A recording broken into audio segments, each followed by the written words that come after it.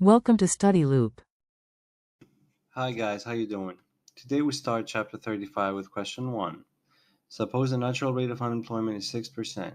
On one graph, draw two Phillips curves that describe the four situations listed here.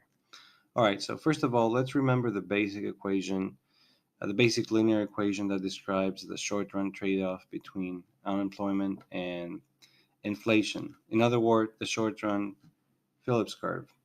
I have written down here on the left, and the equation reads unemployment, U, equals to the natural level of unemployment, U star, minus alpha, which is a parameter that defines the slope of the equation, times pi minus pi e. Here I use the Greek letter pi to denote the inflation rate, and pi e, the expected inflation rate.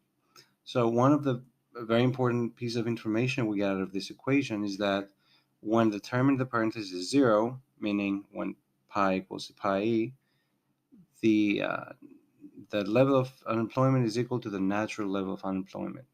This means that the short-run Phillips curve will dissect the long-run Phillips curve, which is always vertical, at a point where expected inflation and actual inflation are equal to each other. So what we know by that is that if we want to draw a Phillips curve that is consistent with a 3% level of expected inflation, we should draw one that dissects a long-run Phillips curve at 3%. All right, and this is exactly what I've done here. The SRPC1 is a short-run Phillips curve consistent with a 3% expected inflation rate. As you can see, it dissects the long-run Phillips curve at 3%. And likewise, the higher Phillips curve, SRPC2, is consistent with an expected rate of inflation equal to 5%.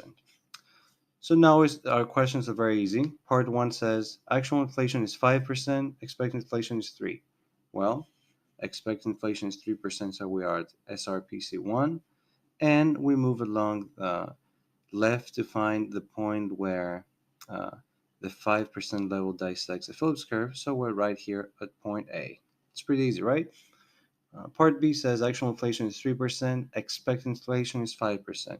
So now we go to the higher short-run Phillips curve, and we're trying to find the point where the 3% level dissects the Phillips curve, and this is right here at point B.